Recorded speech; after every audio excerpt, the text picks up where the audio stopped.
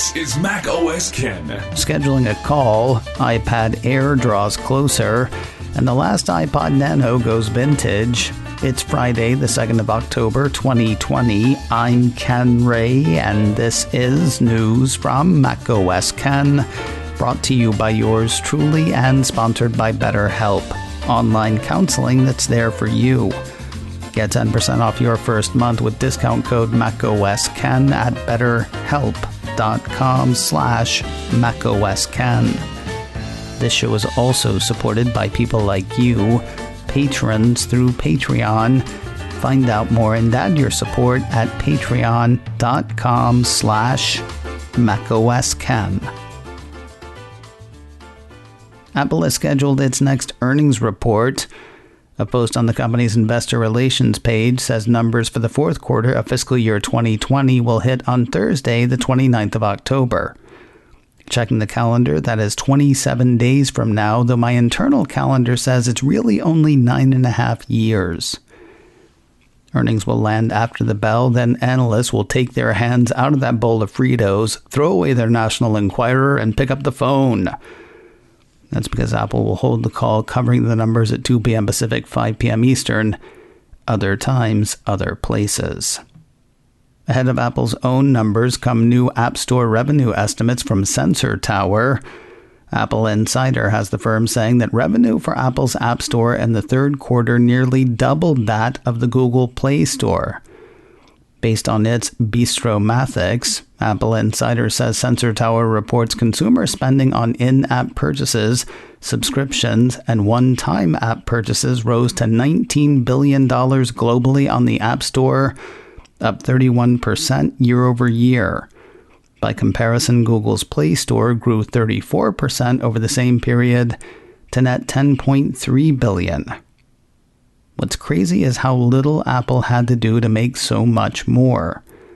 According to Sensor Tower, iOS installs grew 2.5% last quarter versus the same quarter a year ago, hitting an estimated 8.2 billion installs. On the other hand, installs from the Play Store rose 31% year over year, hitting an estimated 28.3 billion. Despite the huge jump in the first-time installs, says Apple Insider, Android lags far behind iOS as a money-generating platform. Same as it ever was. The new iPad Air could turn up any time now. That's partly because Apple said last month that it would be out this month, and partly because Apple stores are getting art. Anyway, Mark Gurman says they are.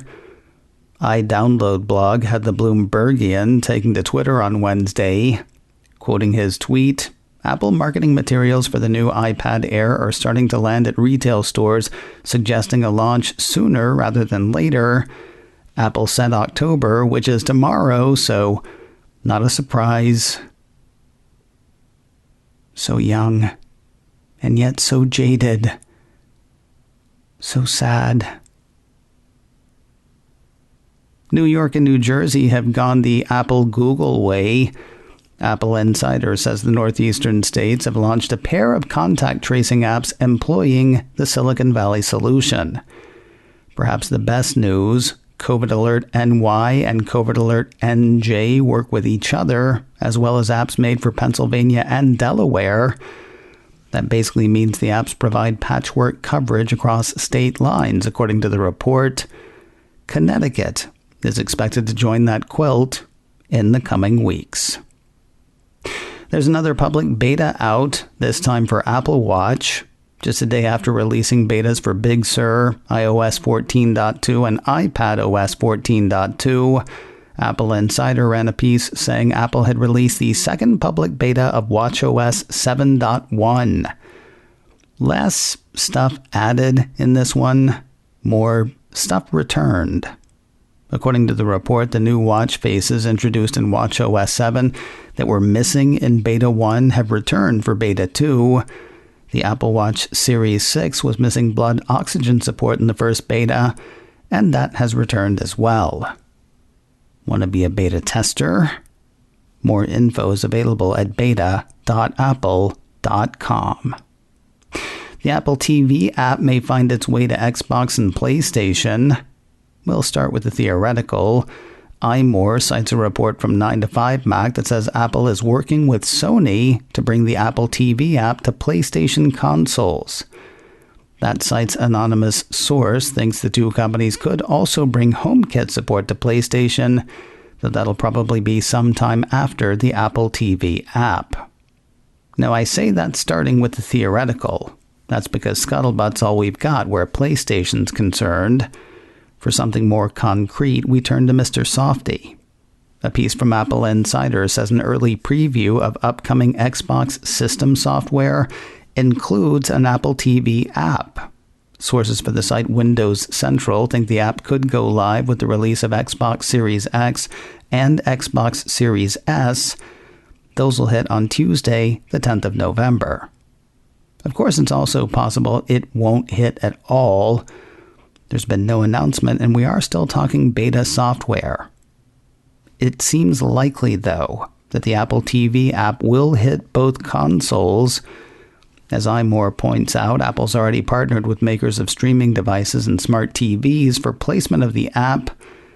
Expanding to game consoles seems like a next logical step to the site. Trouble in the desert. Mac Rumor says Apple has pulled Safari 14 for macOS Mojave, as well as macOS Mojave Security Update 2020-005. Lots of trouble for people who downloaded the releases to their Mojave machines. According to the piece, users who installed the updates have been noticing memory issues, slow boot times, and Finder stalling, numerous system log entries, and crashes when attempting to use Migration Assistant, among other problems. Complaints about problems started soon after the updates were released on the 24th of September. For whatever reason, it took Apple 6 days to pull them down. For those who did download the updates, a fix should arrive soon in the form of another update. If you've been affected and don't want to wait, Mac Rumor says reverting to a time machine backup, reinstalling macOS Mojave, or installing macOS Catalina also seem to successfully fix the issues. More news in a moment, but first a word from BetterHelp. Online counseling that's there for you.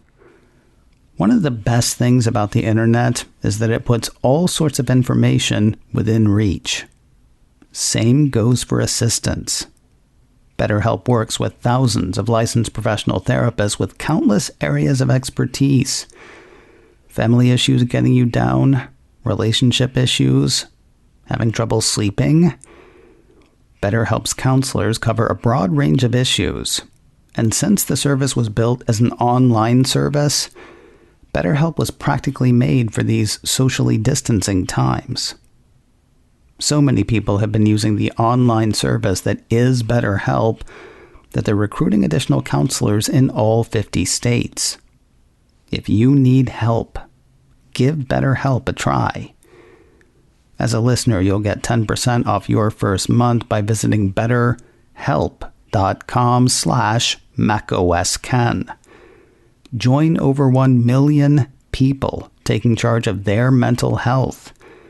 Again, that is BetterHelp, H-E-L-P, betterhelp.com/macOSKen. One more time, it's betterhelp.com/macOSKen. And a big thanks to BetterHelp for sponsoring today's show. Confusion and annoyance around Apple Card this week. A piece from Mac Rumors says a number of people are seeing charges for the accounting firm Waters, Hardy & Company. Never heard of them? Neither of the people being charged. It's cool, though. The accounting firm isn't actually getting the money. The charges in question are actually going to AT&T. Somehow it was left to the accounting firm to explain, which they did in a Facebook post. Quoting that, "If you see a charge on your Apple credit card from Waters, Hardy & Company CPA, please know this was not us and we did not receive the funds. Please check your AT&T account. As we were told by some, it was in fact their bill, with our name listed as the merchant.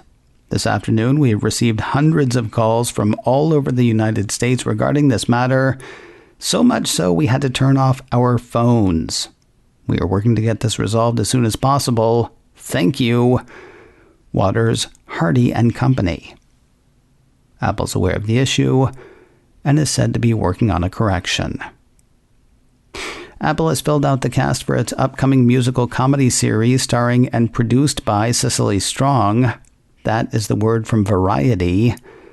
The piece says the so far nameless series follows a couple on a backpacking trip designed to reinvigorate their relationship when they discover the magical town of Schmigadoon, in which everyone acts as if they're in a studio musical from the 1940s. They then discover they can't leave until they find true love. Big names joining the cast include Keegan-Michael Key, Fred Armisen, and Kristen Chenoweth. Key will play Strong's pragmatic, no-time-for-a-1940s musical partner. Armisen will play Schmigadoon's pastor, with Chenoweth playing the part of his wife.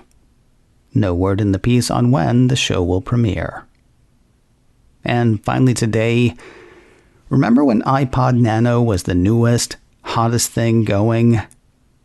The last model made by Apple is now officially vintage. Mac Rumor says, as expected, Apple has added the 7th generation iPod Nano to its list of vintage and obsolete products, officially designating the last iPod in the iconic Nano lineup as vintage. Vintage means Apple stopped making the product more than 5 years ago, though less than 7. When a device is 7 years past, it's deemed obsolete. Practically speaking, the difference between vintage and obsolete has to do with repairs. Apple and its authorized service providers can fix a vintage device if the components are available. Obsolete products have no hardware service available, with no exceptions, according to the report. I still have my video iPod Classic. Never had a Nano, though. Knowing I can't get one kind of makes me want one. Then I checked eBay. There is no shortage of old iPods out there. And now, I don't want one anymore. Still kind of sad to think about them ending, though. The only iPod Apple sells now is the iPod Touch, which, yes, is basically an iPhone without the phone. Oh, and one of those is aging out as well. Mac Rumor says the 5th generation iPod Touch, which was originally released on the 11th of October 2012, has also been added to the vintage and obsolete list. Coming up in a few minutes, when does Michael LaPlante wish he was born? Who's Mike's fictional hero? What's another career he might have pursued? Do not ask him about his alignment. Michael LaPlante of The Average Wine Enthusiast wraps the week spinning the wheel of stuff in a few minutes. Listen wherever you get podcasts or on YouTube, youtube.com/KenRay. macOS Ken, brought to you by me and sponsored by BetterHelp. Get 10% off your first month with discount code macOSKen at betterhelp.com/macOSKen. This show is also supported by people like you, patrons through Patreon. Find out more and add your support at patreon.com/macOSKen. Advertising handled by Backbeat Media, online at backbeatmedia.com. You can reach me a couple of ways. info@macosken.com or call 716-780-4080. Until next time, that is news from macOS Ken. I'm Ken Ray.